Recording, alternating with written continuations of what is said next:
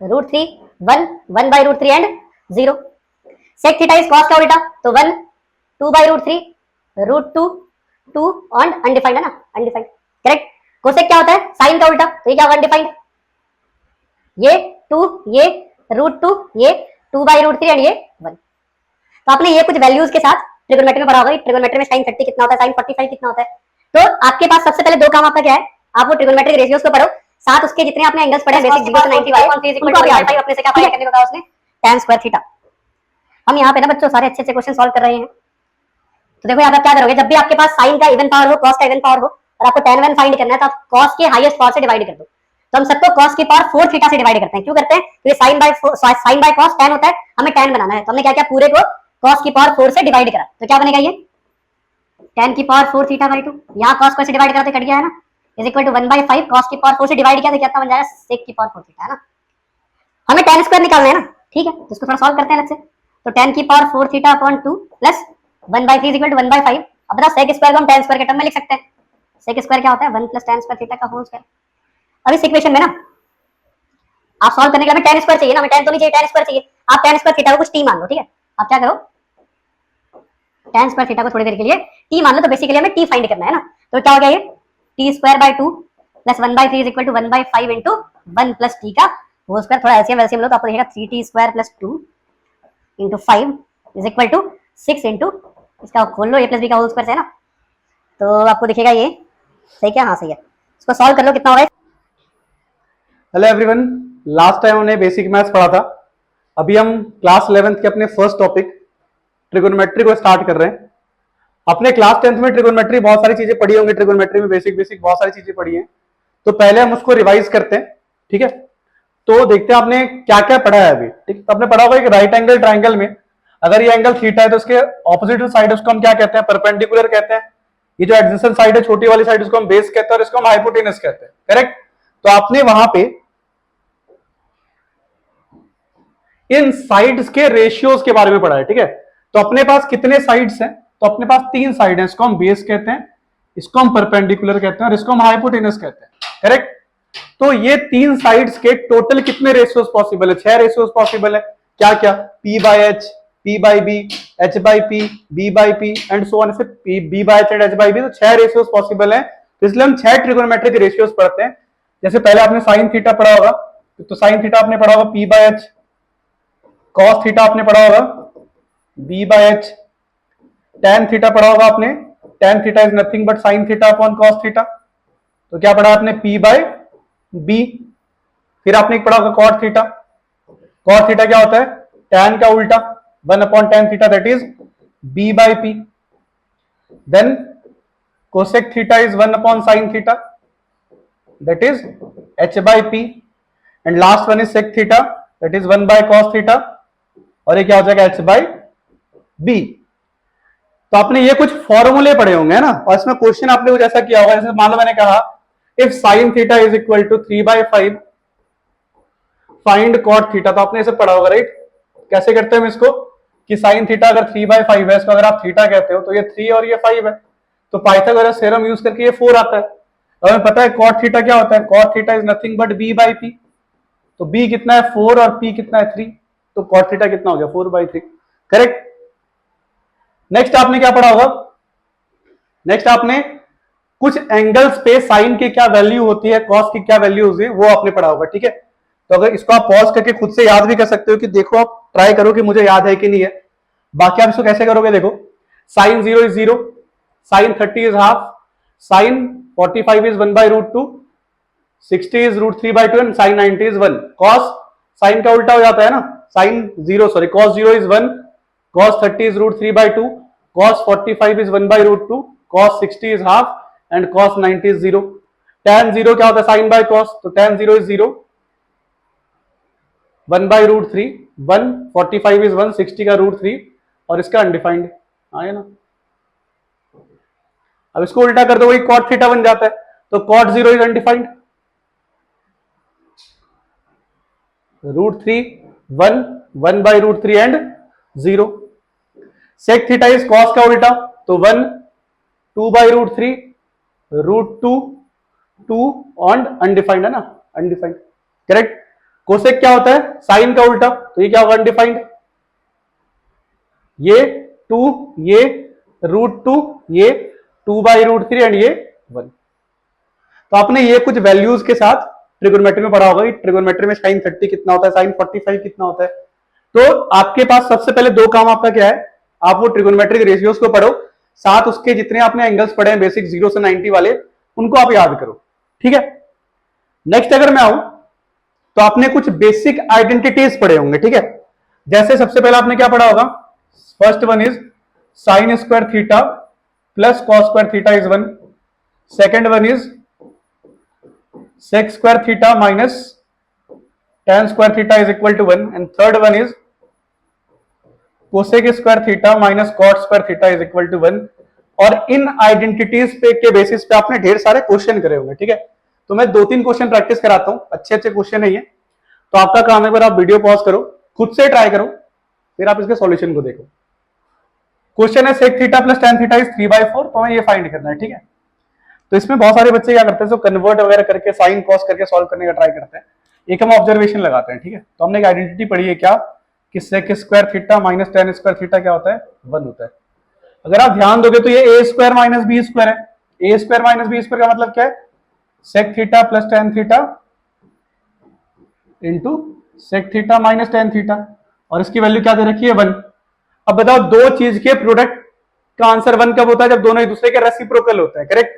तो हम क्या कह सकते हैं यहाँ पे कि sec theta plus tan theta and sec theta minus tan theta are reciprocal to each other, correct. अब क्वेश्चन क्या था कि sec theta plus tan theta is 3/4, तो हमें यहां से पता है कि sec theta minus tan theta कितना हो जाएगा?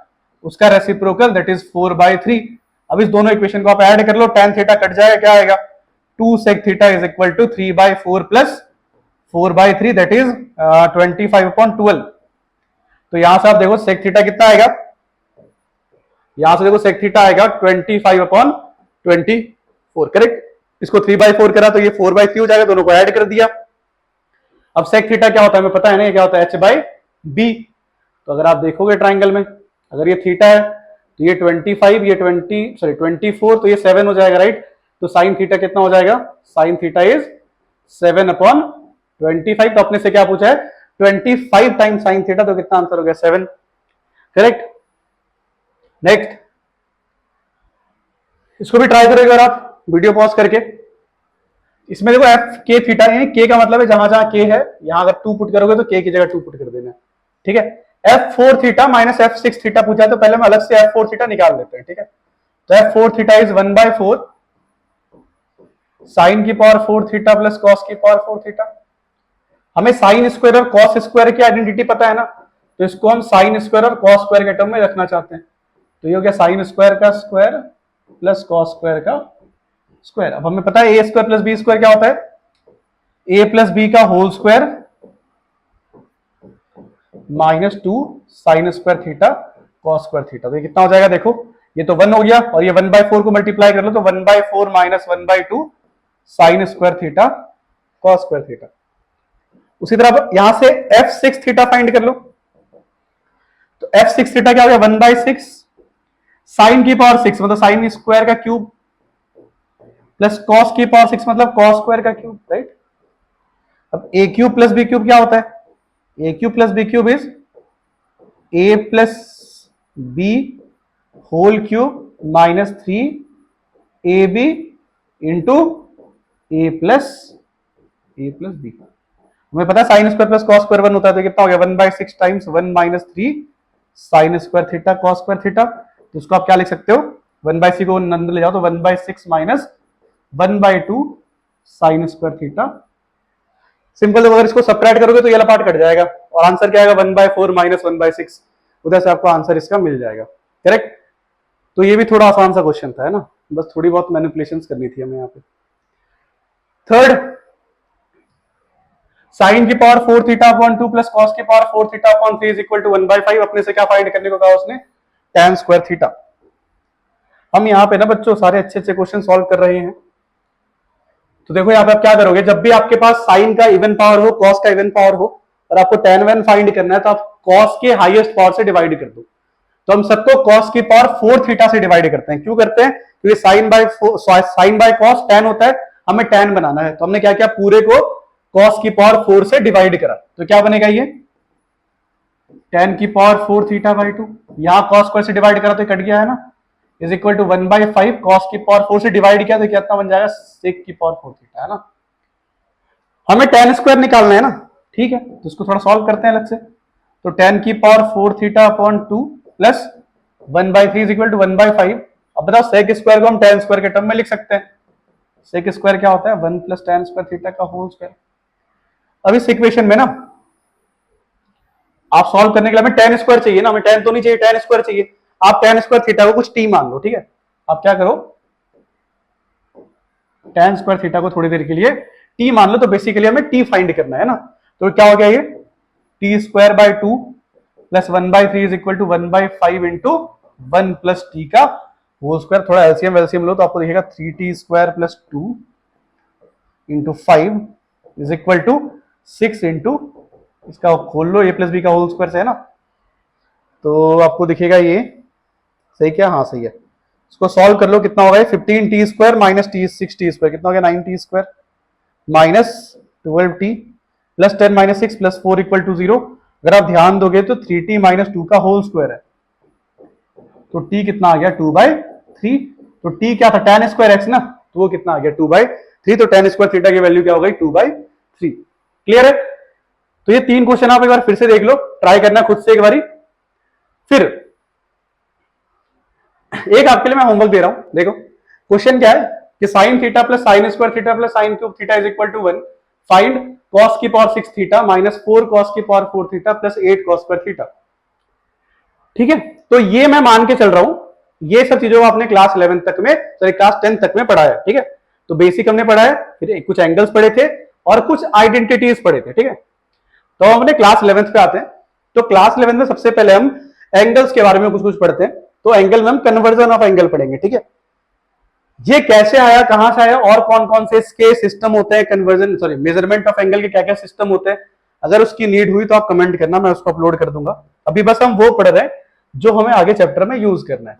तो देखो, तो हमने अभी तक जितना पढ़ा है डिग्री पढ़ा है, ठीक है, और हमें उसको रेडियन में कन्वर्ट करना सीखना है। मतलब एंगल मेजरमेंट के दो तरीके हमें पढ़ने हैं, एक डिग्री सिस्टम और दूसरा रेडियन में। ठीक है, जैसे 30 डिग्री हो गया है ना, और रेडियन अलग चीज है। रेडियन क्या समझाता हूं मैं, सर्कुलर सिस्टम में आता है रेडियन। ठीक है, देखो यहां पे अगर आपको थोड़ी बहुत चीजें याद हो, मैं उसको बहुत ही रफली समझा रहा हूं। ठीक है, बहुत ज्यादा रफली समझा रहा हूं। अगर आपको ये लेंथ ऑफ आर्क पता है तो लेंथ ऑफ आर्क कितना होता है, आर इंटू थीटा, और आप ब्रैकेट में लिखते हो थीटा इन रेडियन, राइट। अगर मैं इस आर्क का एक कंप्लीट रोटेशन करूं, देखो कंप्लीट रोटेशन किया मैंने, तो क्या ये लेंथ इसके सरकमफेरेंस के इक्वल नहीं है। और सरकमफेरेंस क्या होता है 2 पाई आर, और हमें क्या पता है लेंथ ऑफ आर कितना होता है, आर इंटू थीटा। तो थीटा की जगह क्या दिख रहा है आपको 2 पाई। आया ना, वो क्या समझ में आया कि रेडियन में जो है, रेडियन में एक कंप्लीट रोटेशन किसके इक्वल होता है, 2 पाई के इक्वल होता है, करेक्ट। तो मैं इसी रेफरेंस को यहां पे यूज करूंगा। तो देखो यहां पे तो हमें पता है एक कंप्लीट रोटेशन 360 डिग्री के इक्वल होता है, और एक कंप्लीट रोटेशन में कितना रेडियन होता है 2 पाई। तो एक डिग्री में कितना रेडियन हो गया 2 पाई बाय 360, मतलब पाई बाय 180 रेडियन। तो x डिग्री में कितना रेडियन हो गया, pi by 180 into x radian. ठीक है, यानी अगर आपको कभी भी डिग्री से रेडियन में कन्वर्ट करना है तो उस डिग्री को पाई बाय 180 से मल्टीप्लाई कर दो तो वो रेडियन में कन्वर्ट हो जाएगा। ठीक है, तो अगर मान लो मैंने कहा आपसे कि 30 डिग्री में कितने रेडियन होते हैं, तो आप क्या लिखोगे 30 डिग्री में कितने रेडियन है, तो pi by 180 into 30, that is pi by 6, correct. ये हो गया रेडियन में। अब थोड़े मैं एग्जांपल कराता हूं आपको, समझना है यहाँ पे, जो आप डायरेक्टली ना याद रखा करो। ठीक है, क्या क्या याद रखना है, देखो पाई में कितने डिग्रीज होता है, सॉरी 180 डिग्री में कितना रेडियन होता है, पाई, हमें पता है। ठीक है, 180 डिग्री में पाई रेडियन है। अगर मैं आपसे पूछूं 30 डिग्री में कितना रेडियन है, तो इसको करने के दो तरीके हो गए, या तो पाई बाय 180 में 30 मल्टीप्लाई कर लो, या खुद लॉजिकली आप सोचो, दिमाग लगाओ थोड़ा कि जो 30 है वो कैसे आएगा। 30 is nothing but 180 by 6, 180 by 30 होता है, और 180 को हम पाई कहते हैं, तो आंसर क्या हो गया पाई बाय 6। तो कुछ एंगल आपको डायरेक्ट याद रखने, जैसे 0 में 0 रेडियन होता है, 0 डिग्री में 0 रेडियन, 30 डिग्री में पाई बाय 6 रेडियन। 60 डिग्री में 60 क्या होता है 180 बाई 3 मतलब पाई बाय 3 रेडियन। 90 डिग्री में पाई बाय 2 रेडियन। 45 क्या होता है 90 का हाफ, तो 90 पाई बाय 2 है, तो पाई बाय 2 का हाफ क्या हो गया पाई बाय 4।